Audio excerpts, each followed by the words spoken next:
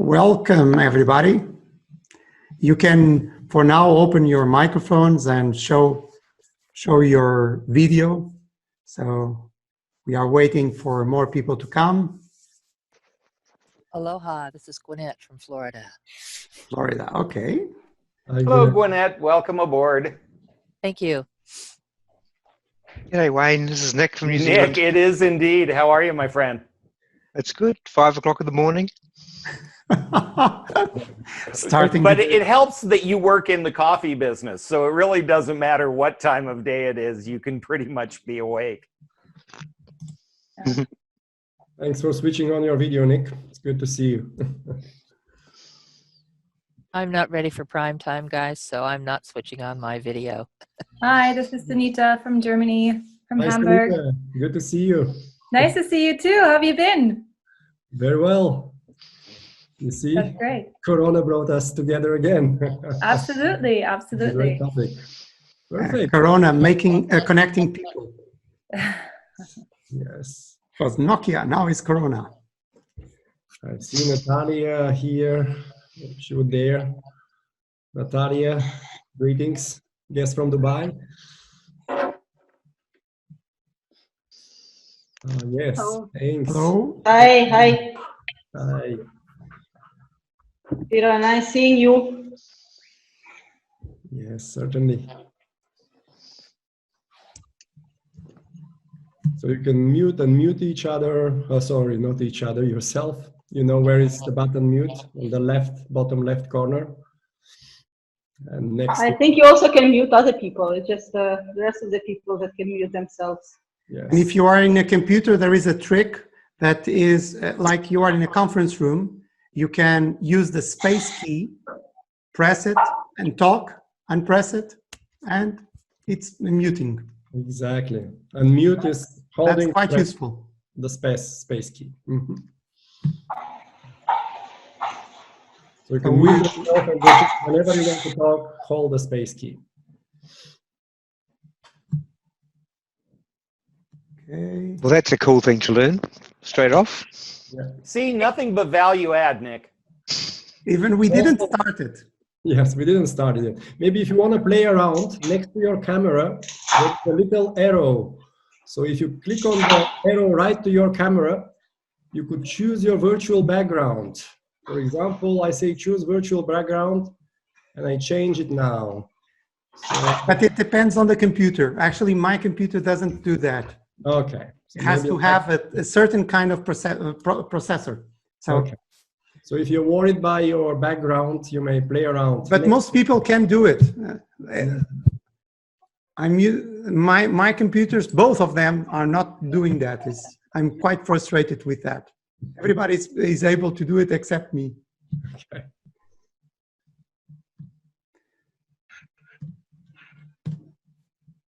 I see Nick already.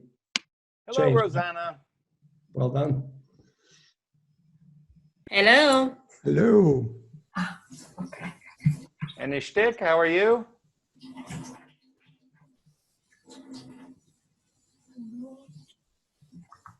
Hi, good evening, everybody. Good evening. Where are you joining us from, Ishtik? I'm in Dubai right now, United Arab Emirates. Lovely to have you with us. Yeah. So I know Philip very well, like we have met in real life also. Others are meeting first time, but no problem. Don't worry, they are as nice as me. Okay, good. And I'm nice like you, so no problem. Raising the bar. But As thanks long for as everybody's playing nicely today, that's Yes. nice to see. You have to. You know, we are in this is going to be our 5th week in a lockdown, and it's very strict here. So, you know, you can't go out at all. Thanks for joining. Hello, everybody. How are you? From Algarve, Portugal. Okay, good. Welcome. So better weather in the south than over here in Lisbon. Yeah. That is raining cats and dogs. Yes, today it was a very, very warm day. Well, Hamburg seems to beat the weather. We have a beautiful sunshine and 27 degrees today. 27. Yes. Jesus. Where is it? 27? Hamburg. Hamburg, okay. Sky. Place to be. Good. You know, there is a theory, or they say that if the temperature is high, the effect of corona is less. So I don't know it is true or not, but this is what people they're talking about it. So How is it in Dubai? What is Hello, everyone. Good evening. Dubai is also right now less than Oh. 30. You know. This is Anthony speaking, also from Dubai. Ah, Anthony, how are you? How are you doing? Good evening. Good evening. Community, a large Dubai community today. Yes, Yeah. it's quite interesting. But both not from Dubai. Yeah, Yes, well, no like one is is from normal in Dubai. No one is from Dubai who's living in Dubai. That's right. Yeah. So And Peter, of course, is coming to us from outer space. Oh, yes. I'm coming from the virtual universe.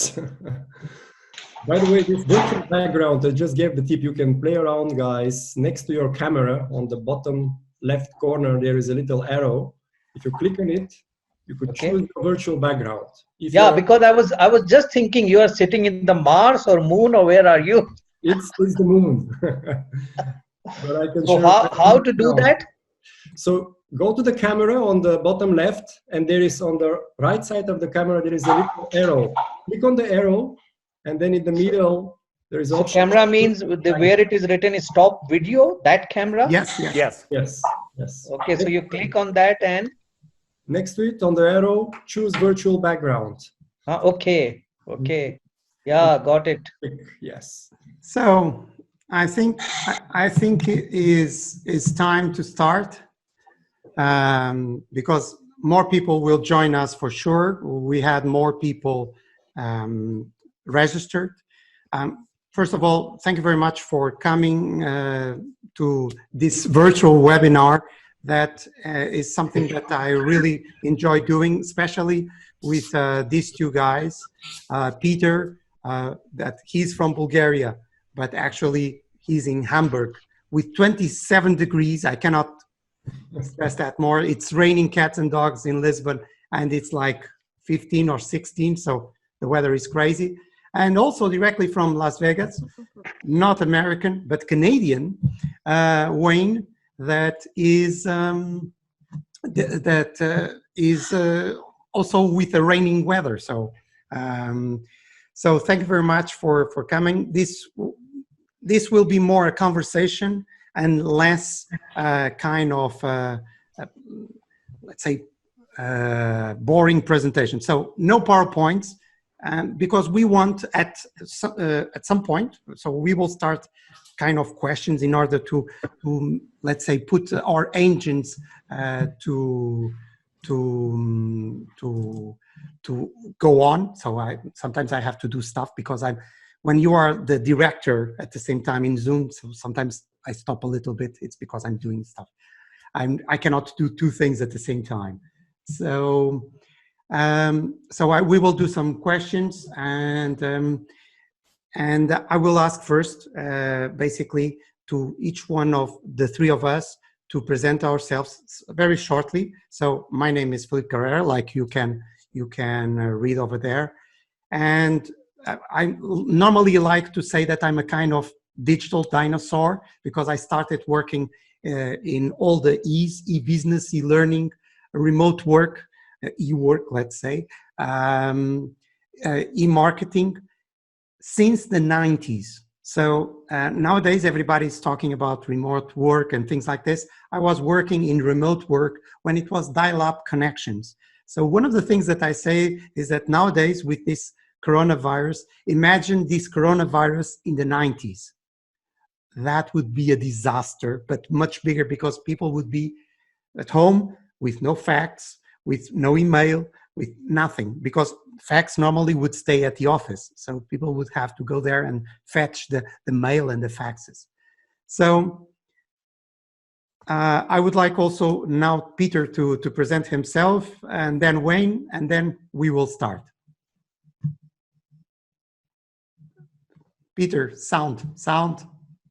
And so unmute yourself, guys. Just hold the space button and you unmute. And if you release it, you are unmute again. So you hear me now, I hope. My name is Peter Ivanov. I'm Bulgarian, but living in Hamburg. I was 20 years IT manager. So very early in my career, I had to lead virtual teams, and I struggled at first, and I tried to manage conflicts by email, and I did all the wrong things. But from IT manager in Bulgaria, I was establishing technology shared services in Hungary. Then I was leading the European project delivery unit for a global multinational. And in the end, I was leading the IT services for Eastern Europe, Middle East, and Africa. So I had a chance to do many mistakes, as I said, and to lead large teams in different time zones, on different continents, even from many different cultures. And I developed a method, virtual power teams, which is how to unite people despite the distance, despite the time zones, despite the cultures. And the last 6 years, I followed my passion to be a motivational speaker. I love big audiences. That's my passion. So I've been speaking around and doing workshops on this topic, how to unite people despite the distance. And now recently, how to unite people to tackle the toughest challenges of humanity. I started working with NGO, and then Corona came. So yeah, that's my background, IT management and lots of virtual teams. And I'm looking forward to engage with you tonight and to answer questions, to get your views. So yes, pleased to have you on board. Wayne, how about you?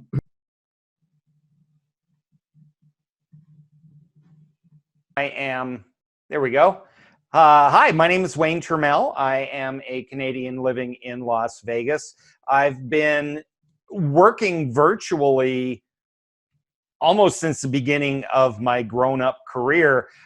My very first job, I had a remote team, and that was, as Filipe said, in the days of faxes. And as a matter of fact, my very first big project was rolling out email. So for those of you who can't imagine a world without email, some of us have lived it, and you can tell we've been around a while.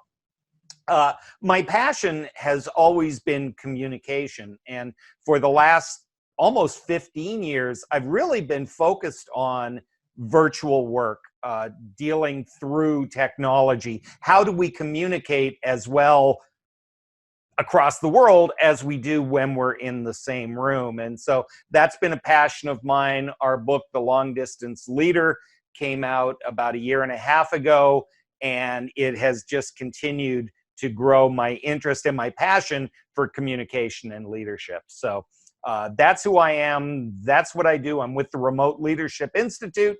A couple of you know me and know my work. Lovely to have you with us. And so, Filipe, take it away.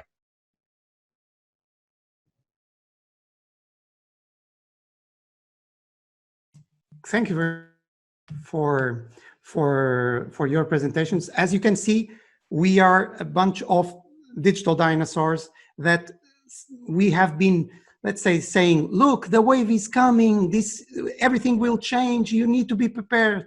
And suddenly the wave came in a way that we didn't expect. I will start by making a question to Peter, but I forgot to say one thing, is that if you go to the chat, you can, every time that you need to make a question, please raise your hand. There is a raise your hand in the chat box. There is one command that there is the chat, so you can raise your hand. And with that, we know that you want to speak, and I will give you the floor. So, Peter, how can we really create a virtual team in large organizations? Because nowadays, everybody's like in a virtual team in some way or the other. How can we really create a team? Because a team is not only people connected randomly, it is working together. How we can do that, Peter? Yes, so that was my passion, as I said, doing it myself, managing large teams and then coaching teams to do that. And for that is the 10 big rocks. The virtual power team methods comprises the 10 big rocks. These are the 10 success factors for retaining the gravity of the team, I call it, like in the atom virtual team, you have like in the atom the nucleus and then the various particles flying around. And the goal in the virtual team is to retain the gravity despite the distance. The gravity between the individual team members, the particles, towards the nucleus. But the nucleus is not the manager, as some of us may think. It is the purpose and the goal of the team. So I have this method, the 10 big rocks. I wouldn't go into the detail now. They're broken down in 3 groups. Like if you imagine your team as a human body, is the head, the body, and the heart. Happy to go later on if you guys are interested. But I've applied this method for like large multinationals with their global teams. I applied it for SMEs where the point is to integrate also some strategic partners, not just your direct employees, and also now for some scale-ups. And recently I work with NGOs, and I'd like to give you one example which just illustrates how I can do a virtual power teams at mass.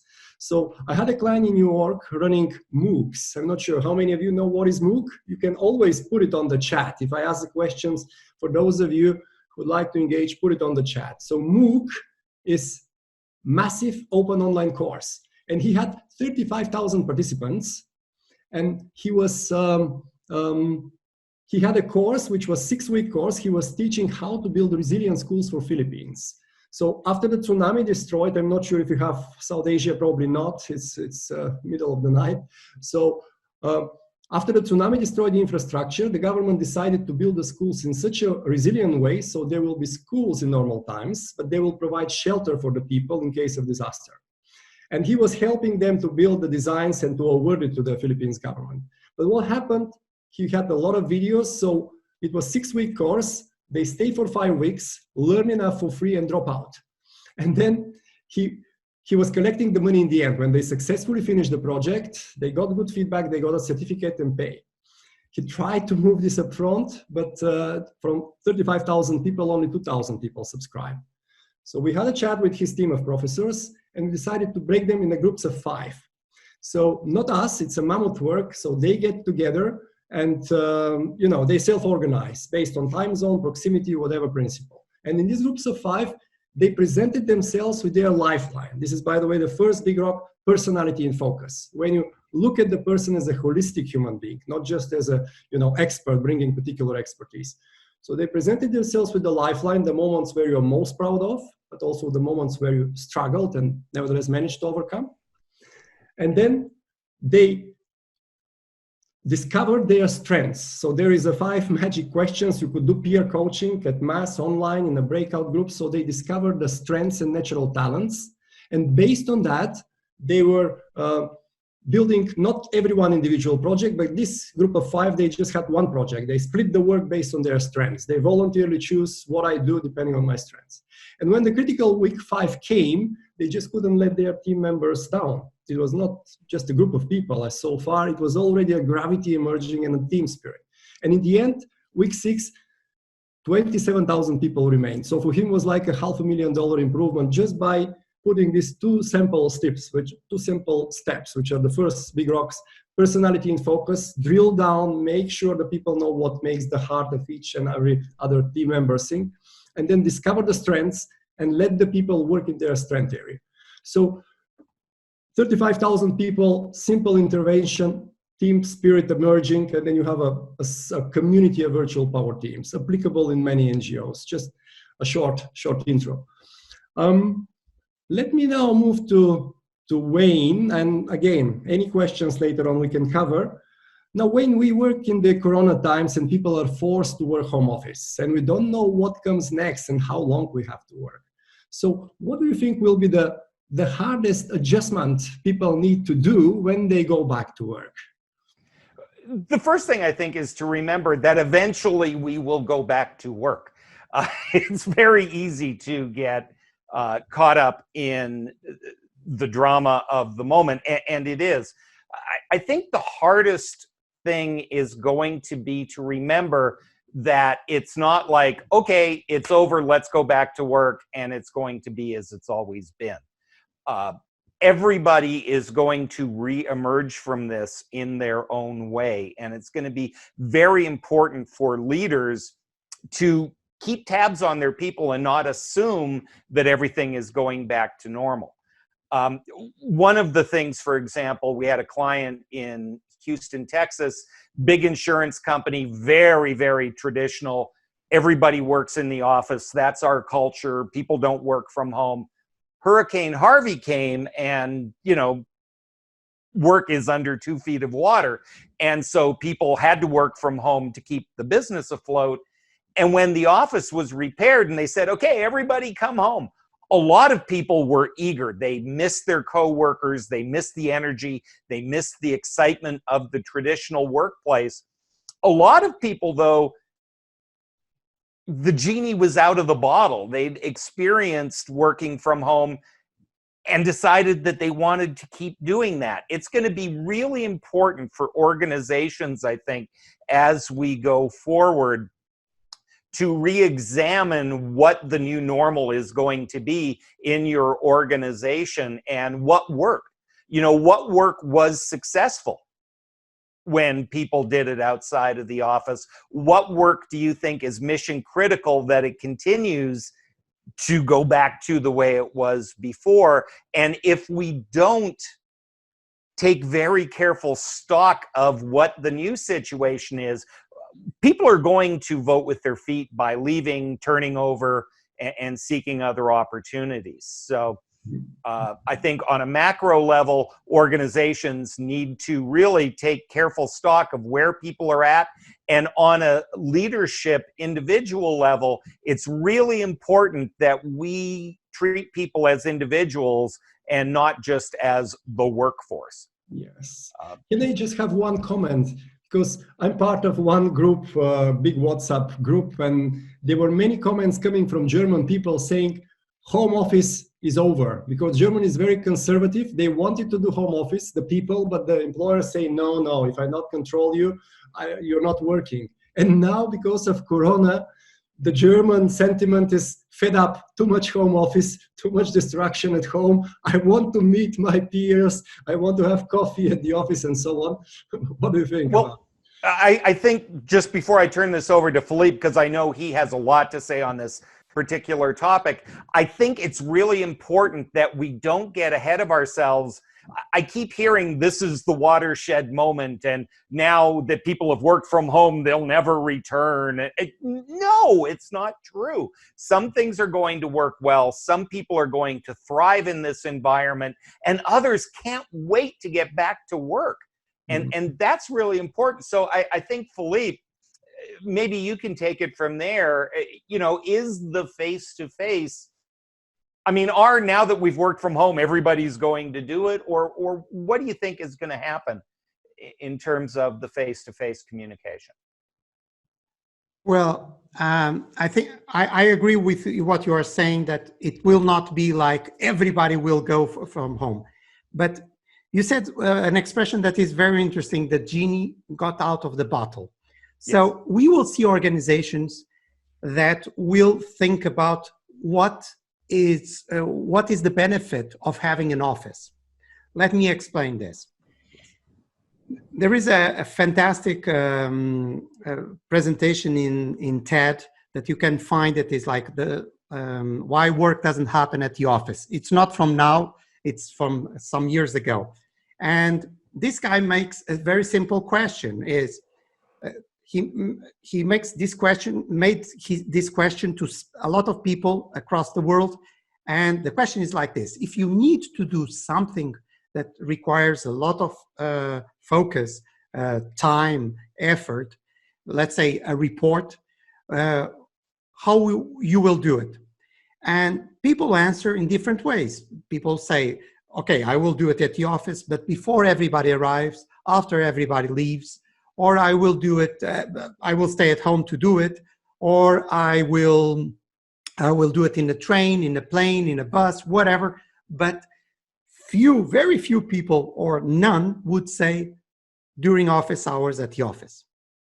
So that creates an idea, why the office? Because the office was created in an industrial revolution idea. Like you have to have economies of scale. So you need to have an office because you have, for instance, mainframes. So it was normal that everybody had a dumb terminal. So no PCs, no smartphones, no tablets. So it was normal that there was a computer room. So everybody divided that computation power. Nowadays, there are organizations that say, bring your own device, sit wherever you can or want. So is it logical? In rational terms, it's not. But like Peter was saying, people are fed up of being at home. They want to return. I think that we will find a bit of an equilibrium. So we need to create socializing moments and working moments. And we have to give flexibility to that. Wayne is like holding hand, say raising in the hand. Say, yeah, I couldn't agree more, and I think it's really important that we think about how work fits in with the way people live in the 21st century. I know, and I know that America is its own little island in a lot of ways, and studies reportedly show that 60 or more percent of people's social interaction comes through work, not only during working hours, but that's where we form our friendships. In the 90s, over a quarter of marriages, the relationship started through work, either with a coworker or a friend of a coworker, and the socialization. So to Peter's point about heart and connection, whatever the workplace is going to look like after this is going to have to fill that need. And one of the reasons that, as he said, people in Germany are like, no, we're going back to the office, is we haven't been mindful of how do we fill that social interaction and that need. So, Peter, do you want to jump all over that? Yeah, just one point, because the question is everybody suitable? Can everybody work remote from home? And these questions pop up again and again. I've been asked many times, and now it's applicable for nearly everyone.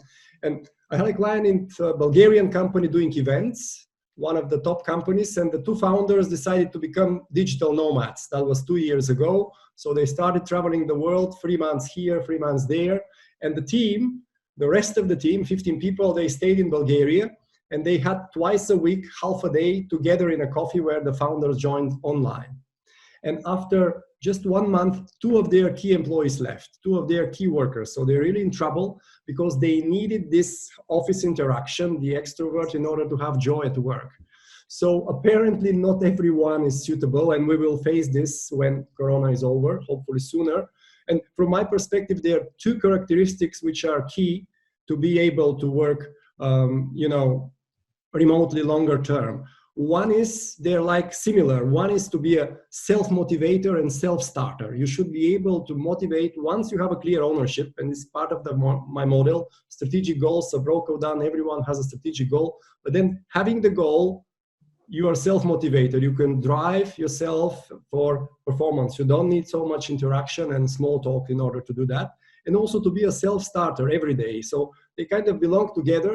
And the other is to be able to tackle the distractions. Once in Bali, they asked, what is the #1 killer of remote work, remote productivity?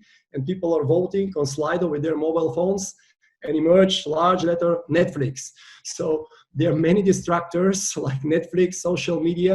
Apparently, if we want to be at mass remote, people have to change habits, behavior, or make sure for some people there is more community way. And there are many things to simulate online, this community office space feeling. But apparently this will be the challenges we need to resolve. Okay. Like I said, it would be very good now to have questions from the audience. And we already have one from Ahmed. I'm activating the microphone. So you can Yeah. say, Ahmed? Okay, Yes. can you hear me, guys? Yeah, perfect. Yeah, we sure can. Okay. Yeah, actually, Peter just mentioned about who can work from. Actually, it is not a question. I would like to add something based on my experience. I'm from telecom industry. Filipe, he knows very well. And my recent projects are basically artificial intelligence and 5G. So there are two things. One, people who cannot work from the home because of distraction and other reason. But the most important thing is the capability, that your nature of work, will it allow you to work from the home? I'll give you a very good example. Through 5G, when latency and those things will be very low, doctors will be able to work from the home also. There is a very good video, maybe I'll share with Philip later on, that a tattoo maker sitting in USA can design a tattoo on someone in India or Africa.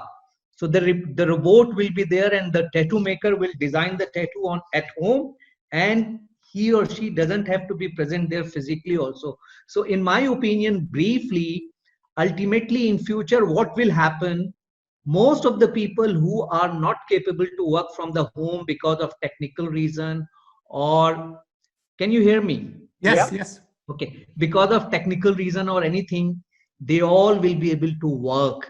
Even graphic designer, even engineers, even doctors, because technology will enable them to work. So ultimately, very soon, that issue will not be there, that who can work from the home, who cannot work from the home. The issue is this, that who are going to do it early and who are still thinking that we should have a brick and mortar place where everybody should come and we should see each other face and all those things.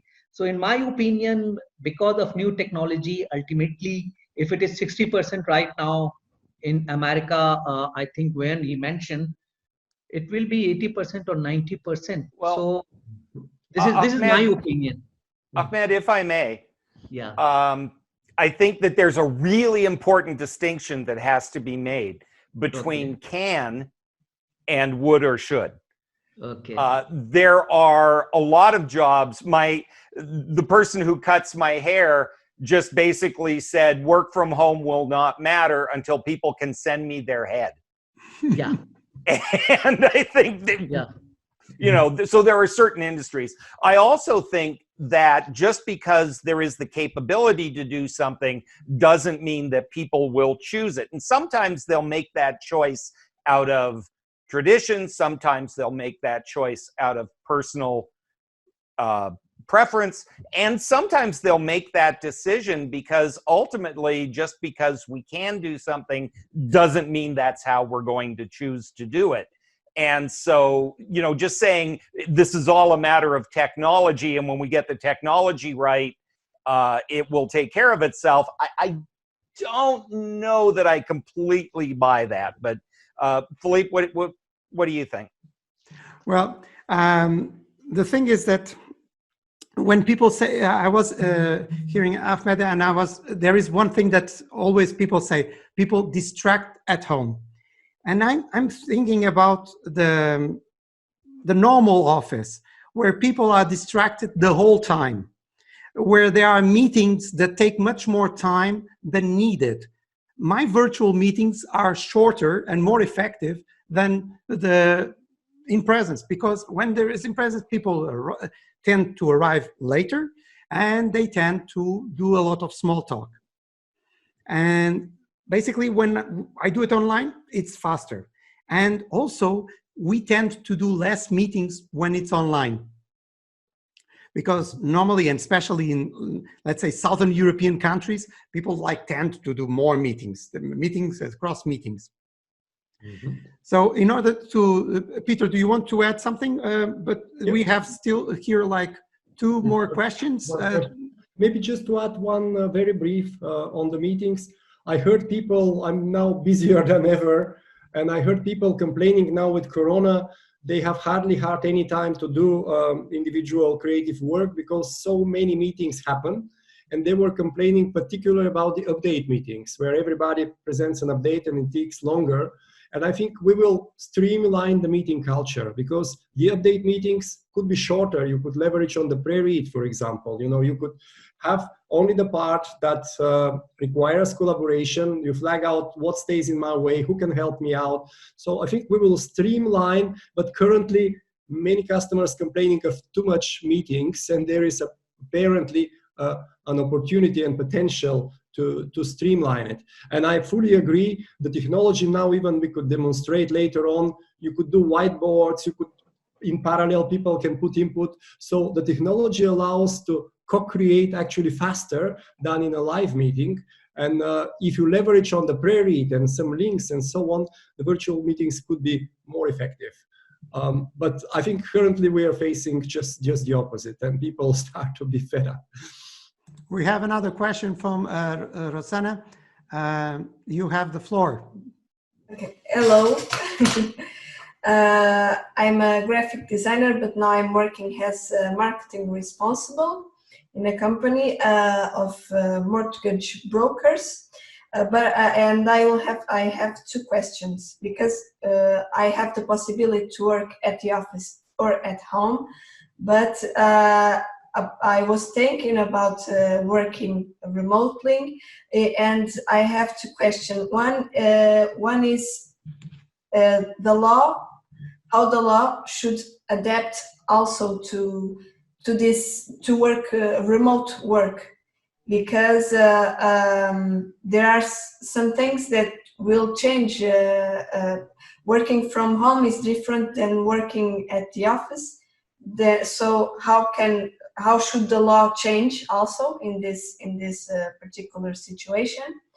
And in the other side, sometimes I work at home, and sometimes I feel like when I work at home, people feel like they can call me anytime. They can call me even at the weekends.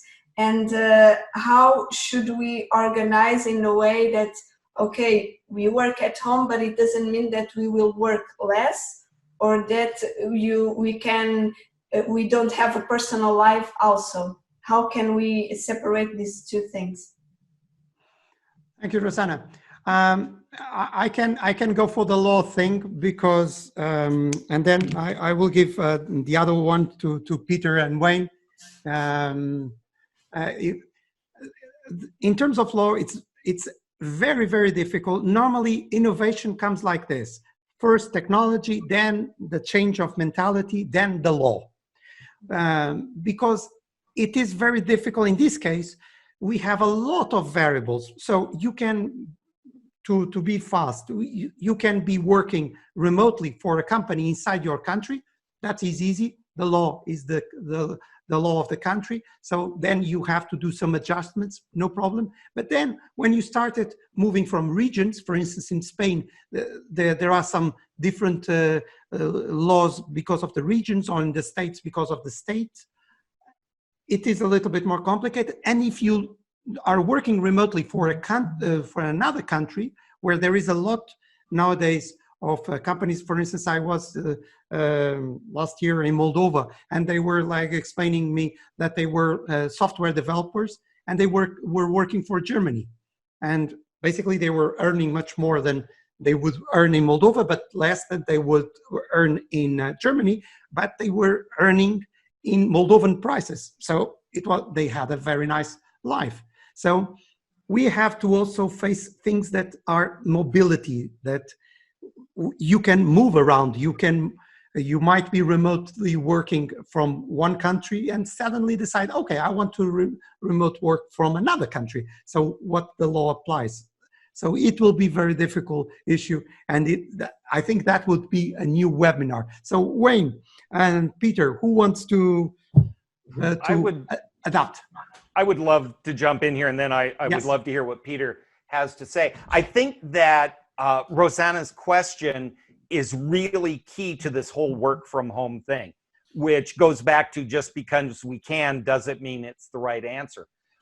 One of the reasons that people are more productive when they work from home is they work more hours. They tend not to put guardrails on their time and manage their time the way they do in an office situation. Now, some of that is personal choice. I want to spend some time with my kids, so I'm going to work after dinner. That's great. But a lot of organizations, frankly, don't ask their people how they manage their time and are perfectly happy to have you work from the moment you roll out of bed in the morning until the time you go to bed at night. And there are things like company culture and human resources and different things which are going to come into play. The fact is that we've been kind of raised to work in a certain way, and there are going to be wholesale social changes that are going to come from working remotely that organizations need to be aware of, or the decisions are going to be made for them around some of these things, and they may not be the right decisions as laws and such things start to come down. Peter, you've certainly worked more internationally than I have. What do you think your take is on this? No, not much to add, but I know, for example, I work, in fact, a client of mine is a digital scale-up, and they offer remote workers. So you make a legal contract, a working employment contract for remote workers, and they have 7,000 already people working remotely being employed, not just the typical mini tasks like graphic design and so on, but full-time employed. So apparently, even the legal barrier is not so strong. I can connect you later on. It's particularly for IT developers and AI and big data, those scarce skills. But apparently legal is not a barrier. Companies in those fields are flexible. And I think it's important to point out it's not a barrier in terms of can it be done? Mm-hmm. It's only a barrier in terms of are people thinking about it, and yes, are they planning for it? Yes. It will be driven by scarce skills like now, AI, big data and others. This will be the only way to secure a resource longer term. And I think people will start to push the lawmakers and so on.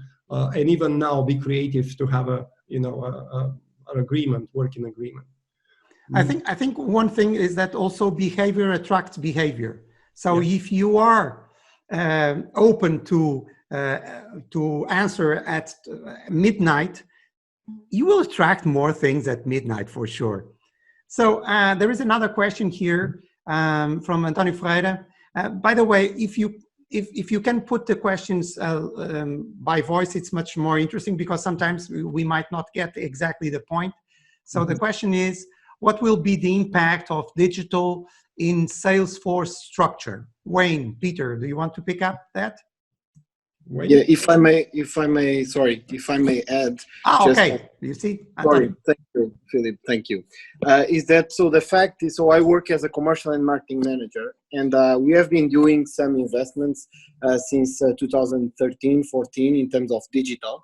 But now the point here is that we have huge sales forces, and we need to optimize their time. And for example, I work in healthcare, and the thing is, we know that the face-to-face is still very, very important.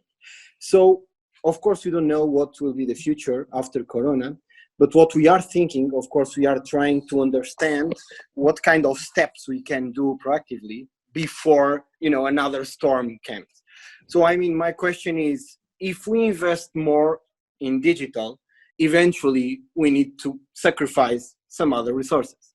So eventually it would make sense, I'm not sure, to re-optimize our sales team, giving them new skills in terms of digital. Or, I mean, I don't know your opinion, so because it's actually a bit of a gray area for us. Mm-hmm. Thank you. One thing, this is the moment to start to give new digital skills for everybody, because like Wayne was saying, the genie is out of the bottle. So you might have clients that will say, okay, let's talk through Zoom, let's talk through Skype, let's talk through the phone, instead of having that meeting because I don't have the time for it. So either you have the flexibility of not going, or it will be complicated. Wayne. I think in terms of sales especially, we have to be careful about a couple of things. One is that we assume that it's binary, right? That either you are working completely digitally or you are face-to-face with your customers. And I don't know that it's a binary choice. I think that it's both. It can be both depending on the manner of sales that you do. The second thing is that the use of webcams in sales is really going to be a revolutionary thing. And just anecdotally, 2 years ago, maybe a quarter or less of my sales calls took place on webcam. They were on telephone the way they've always been. Now it's 75%. Mm-hmm. And what's made the difference is simply saying, whenever I make an appointment with a client, let's meet by webcam, or you can give me a call, right? And incorporating particularly the webcam piece into digital sales is going to be huge. And to Filipe's point, what most organizations have done is said, here's your webcam, knock yourself out. But in fact, presenting, selling, communicating via webcam requires very specific skills. And if we don't train people along with giving them the technology, it's going to be a very, very bumpy ride. Mm-hmm. I can just add 2 cents here. Event industry, I know for a fact that companies are drastically reducing their traditional sales force, and they're investing this money in digital marketing in a pull approach, because they see this is what works better, and they could, you know, be much more effective and have a leverage. If you look, and that's Filipe's expertise, if you look e-learning, I'm now currently in contact with Canadian e-learning companies, and they offer me by far the best condition in terms of revenue sharing. Can I ask why? I mean, the Americans and Middle East, they want much bigger pie. And they say, no, we don't have a sales team. Everything is bots. You know, everything, we know our target group. We had such a rich messaging, so we convert without using people. So there are particular industries which will leverage on the digital big time. But I also agree there will be industries where it has to be not binary, but beef up the skills of the existing sales team and make them more effective. Also, you know, Peter, let's face it, Canadians are just far nicer people. That's right. That's right, Wayne. So we have a question from Sunita. Yes. I'm activating the microphone, or you can activate from there. Yeah. Thank you. Yeah, my question was basically... Can you speak a little bit louder, because your sound is very low? Okay, can you hear me now? Yeah. Better? Yeah. Better. Okay. So I first started with one question, but if you don't mind, I may want to ask another one in addition to that. So the first one is basically about engagement and how colleagues or, you know, the virtual team, the team that you work with, how they can be more engaged or engaging in a team setting or in a meeting setting. I find it very difficult. I'm a project manager for a software company. Mm-hmm. And I have different meetings with either developers and or with the sales team. And then if a new project comes in, I have a little bit of everyone in one meeting as a team. And motivation is a general problem within the company. It was like this before Corona, but I know that's one topic that the company definitely needs to work on in terms of the company culture. However, I notice now, since everyone is working from home, the motivation is still not there. So if this continues for another 5 months, which I don't hope, but we're really not sure about the current situation. And if in the future, employers say, oh, you can work from home, and the digital or virtual teams becomes more of a norm with time, what's the best approach to actually have people motivated and be more engaging within the teams that they're working with? So that's my first question. Okay. I could, Peter, please. Let you. Yes, Sunita, I was reading your question, and I was about to propose an answer. So one way you could really crack it quickly is to include personal updates. Again, like the personality in focus, let people show up personality, and the holistic human being, all of a sudden connection appears, and you can strengthen it then. So for example, what I do year after year, all these meetings, everyone starts with 2 minutes personal update, not more than that, and you need to have a timekeeper on a virtual meeting, but what was my weekly highlight, or what is my highlight since we last spoke?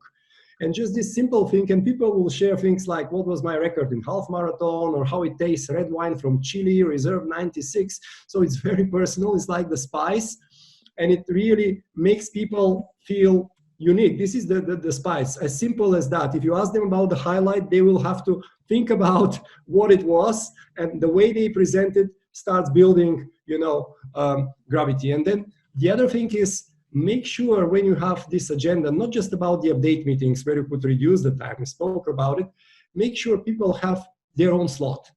Google Project Aristotle, not sure how many of you have come across, Google analyzed what are the characteristics of their high-performing teams. And they did, as a big data company, correlation. I see Wayne is nodding. So number one was psychological safety.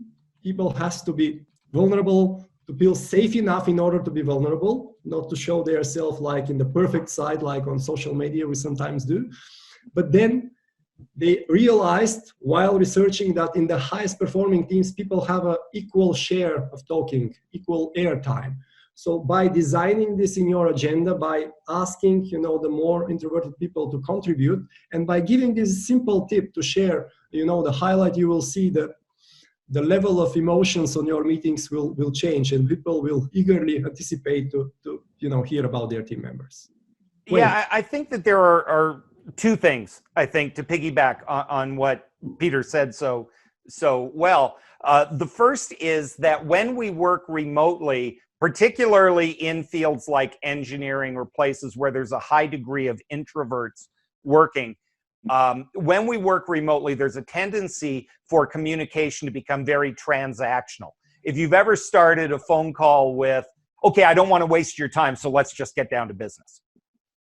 And you do that over and over again, you lose that personal connection. So to Peter's point, you need to make sure that you are creating room for that. The second thing, and this is the thing nobody wants to talk about when it comes to meetings, is you need to set expectations and accountability. If you've been invited to 5 meetings and you've never contributed and you've never taken action on it, and well, why are you there? Maybe you don't need to be, but are we held accountable for, are we contributing to meetings, or is it enough that we just log on, put the phone on mute, and go answer our email? Meeting culture needs to be built and modeled and coached to. And we generally get the meetings we expect. If we don't ever care whether people participate, or we don't hold people accountable for the value they bring, they're not going to. It's kind of human nature. So I think accountability, and also not having virtual communication be so transactional. Filipe, anything you want to add to that? I'm going to be a little bit strange because... Oh, there's a shock. There's a shock, I know. Normally, it is very interesting that when we talk about digital has to be perfect. So I've seen this for a long time. So digital marketing has to be perfect, even though traditional is not. Digital payment has to be perfect, even though normal payment, traditional payment is not. And meetings, when we talk about meetings and we talk about let's say virtual meetings, it seems that we come from a world where the meetings are perfect, where people go to meetings and they are all the time engaged. I'm not saying that you are saying that, Sunita. What I'm saying is that this is like the benchmarking is like when we are doing a meeting face-to-face, it's perfect. But if you observe that meeting, you will see people that are much more engaged with their gadgets most of the time. If somebody is presenting, and Peter was saying, give a 2 minutes presentation. And the reason is that also one of the problems where I see, let's say, these kind of meetings where everybody does a presentation, they are actually doing the presentation for the boss and not for each colleague, because each colleague has the computer open and he's answering emails at the same time, waiting for his turn to say to the boss. And the others are there like doing the same thing. So we have a lot of disengaged meetings face to face, even with relationships, look, we go to every bar, every restaurant, and people say, oh, we love to interact with people. And then we see people grabbing their gadgets and they are not engaged with the person in front. They are virtually meeting with the other 5,000 kilometers away. So this is the, let's say, the ugly truth, is that we are doing things very badly in presence. And when anything that you put in digital that was first face-to-face, you notice that you are doing the mistakes. Unless you only say, look, it's only because it's digital. But actually, people are not engaging in meetings. Right. And about motivation, we talked about how people moved. And Peter and Wayne also remember this kind of thing. I remember when PCs arrived to organizations. I was one of the kids that arrived knowing how to use a PC. And people were using the pen. They wanted to use the pen to do things that were better to do in a computer. And they were saying, no, it's much better. I feel much more comfortable. I'm much more motivated to use the paper than the computer. And suddenly, from one moment to the other, the organization said, you have to use a computer. And I saw people crying in front of computers, but they had to do the shift. So I think the problem nowadays is that some of the motivation will come negatively. So it will be organizations saying, either you do it or that's the door. Mm-hmm. So as professionals, we have to think what we can do better using this technology, because we have the technology that we dreamt 20 years ago. I've been here around for a long time with this technology, and nowadays this is absolutely fantastic. And it was fantastic a month ago. Actually, it was 1 year ago. It was the same technology. Nothing changed. 2 years ago, the same technology. And now people are discovering this. And the genie is out of the bottle from the professional point of view, the professionals that will change some ways of working, but also organizations will see, okay, we can do this different. So you have to do it different. And that will be a motivation. Unfortunately, it will be a negative one. So that's why I said that I was going to be a little bit strange. There is a, Peter, do you want to add something? No, I'm fine. I've seen the GoINet question, which the answer is related to what you just said. Perhaps we can take this question next. The one you take it, please. I didn't read it. It's about the avatars, GoINet. Thank you for the question. I actually have a very positive experience using avatars. And for example, when we discover the strengths of each and every team member, I ask them based on their strengths to choose an avatar, either a celebrity or a comics figure and so on. And it brings so much fun and joy. Then they would design it somehow, the avatar, could put the real face or so on. So it brings extra personality. It brings extra kind of gravity to the team. And you could play around it on a weekly basis. You could change your avatar, for example. You could design somebody else's avatar. So these are one of the things that the virtual world gives us to show our creativity, to show our personality. And this again helps when people come up, they are eager to hear the highlight, they're eager to see the new avatar and the new explanation. So yeah, those are things which I can tell they work. I have clients which have, home office workers longer time, biggest issue retention, and they manage to resolve it with that kind of things, recognition based on the creativity of the people. Yeah, if I may jump on to what Peter said, Gwynette's question actually is interesting because it contains two components. The first is, can this technology, can these avatars be effective? And the answer is yes, they can. I think the second part of Gwynette's question is really interesting, though, where she says, I find it helps to coach people individually. And I think if we're trying to make a radical shift in the technology and how people interact with technology, it's going to happen one-on-one. It's really important that we introduce technology on the personal level. Very simple example, rolling out webcams. If the first time you're expected to use webcam is on a meeting with 10 people and everybody's on camera, that can feel a little awkward and weird, whereas the first couple of times it's just you and your manager or you and a peer, it's going to be a very different experience, and you're not going to have to work out all of your mistakes in public. So I think that that one-on-one individual coaching to help them get over the technology hump is a really underrated and very, very ignored piece of getting people to adopt technology. We have another question from Natalia.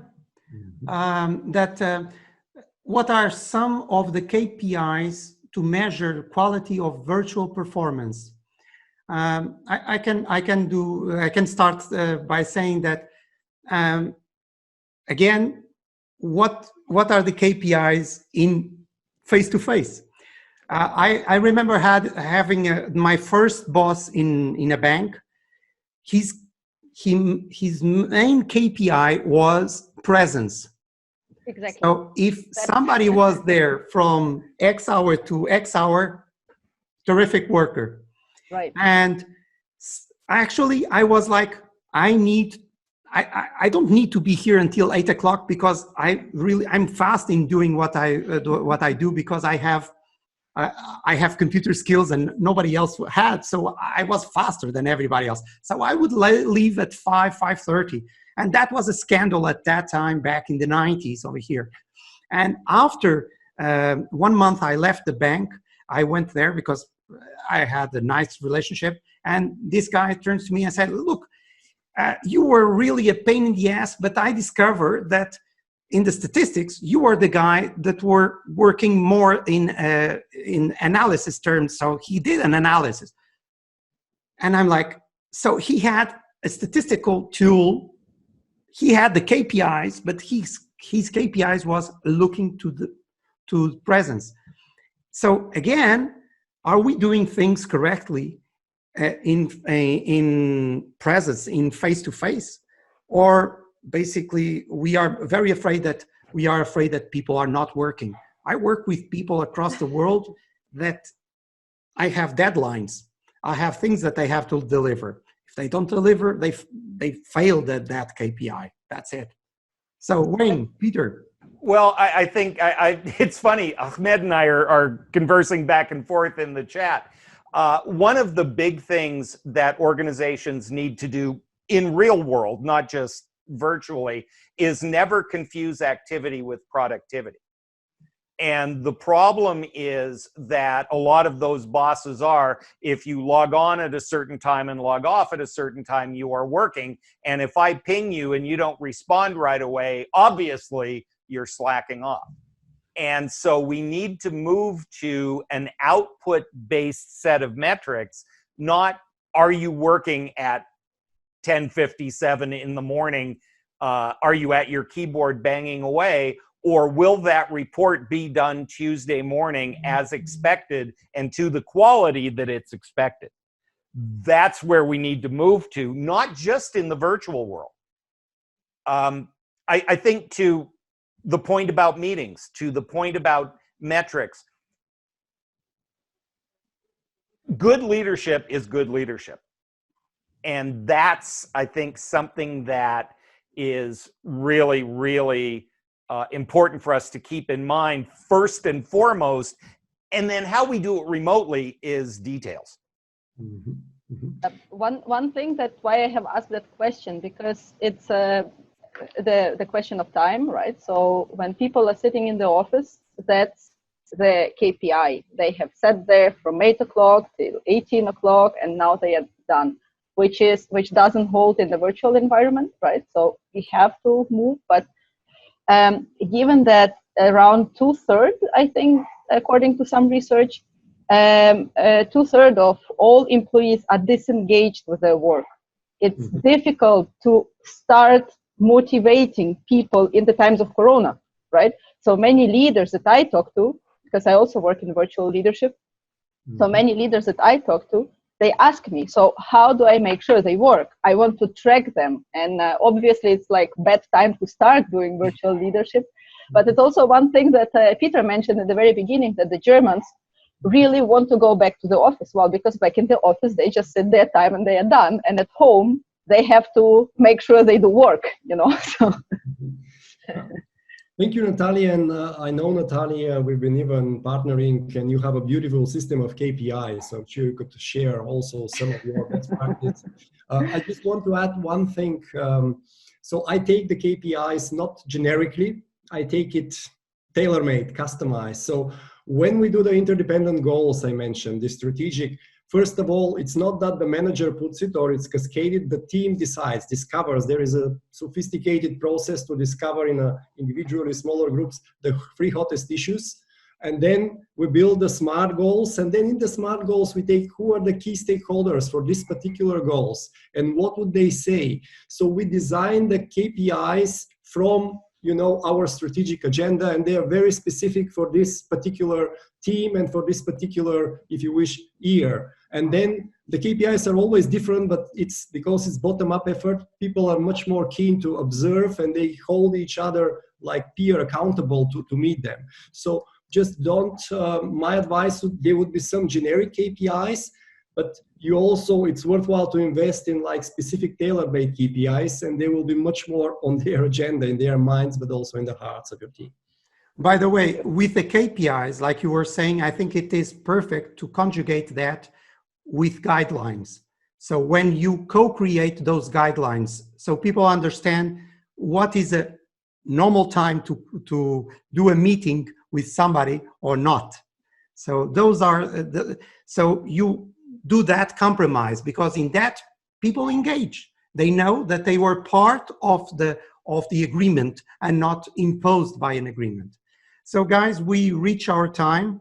Thank you very much. I will give the floor to Peter. We have more questions, but we try to put this in 1 hour, and we will do more. So we will invite you to next ones. Peter and Wayne, do you want to add something? I'm glad by the level of interaction. I'm very happy by the questions, the insightful questions and comments, and I'm sure this community can probably do more. There will be emails, and we will be sending emails. Maybe I'll just finish metaphorically. This is how I finish usually my keynote, and this is because virtual, sometimes we are not together, but do you know that in the universe only 10% is material, 10% are planets and stars, 20% is invisible energy like black holes and the phenomena that the scientists cannot explain, and 70%, the major part, is invisible energy, like the gravity that holds the universe together. So in a virtual team, I think it's quite similar. 10% are the team members in the infrastructure, 20% are undeveloped yet potentials, and 70% are the relationships, the trust that holds the virtual team together. So the art to lead virtual team is to focus on the 70%. And I assure you will be amazed by the wonderful fruits to come. Thank you, and from my side. Peter, I wish I had anything nearly that eloquent to add to it. The one thing that I would say, and this goes back to what Filipe said at the beginning, and the thread that's run through this, and the problem is that the people on this call already know this to some degree. They're not the ones that need to hear this message. I'm a history buff as opposed to a scientist. And so here's what I remember. Genghis Khan ruled half the known world and never held a Zoom meeting. Leadership is leadership. Julius Caesar did great out in the field. It's when he went back to the home office that things got ugly in a hurry. So we need to think leadership first. What is the behavior? What is the desired outcome? What is it we want? And then if we're looking at it calmly and rationally, we can say, this is how we can do that on a virtual basis. Maybe not as well as being face-to-face, because we've got thousands of years of evolution and experience doing that. But it can be done if we're mindful and motivated. And I think that's what I want to leave this with, and then turn it over to our friend Filipe to bring us home. Thank you very much. Well, thank you very much for your questions. We went over time. That means that it was interactive, and it was an example of being engaged. So we were talking about engagement. So that is also one of the tricks in virtual meetings, is that you keep people giving inputs, and so that creates engagement. So thank you very much, and see you next time.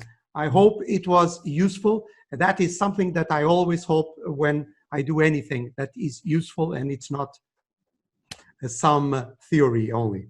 Thank you. Great meeting you guys. And body language works. You could do thumbs up or you could wave. Great meeting you. Have a fantastic evening. Bye, everybody. Bye, everybody. Thank you. Bye-bye.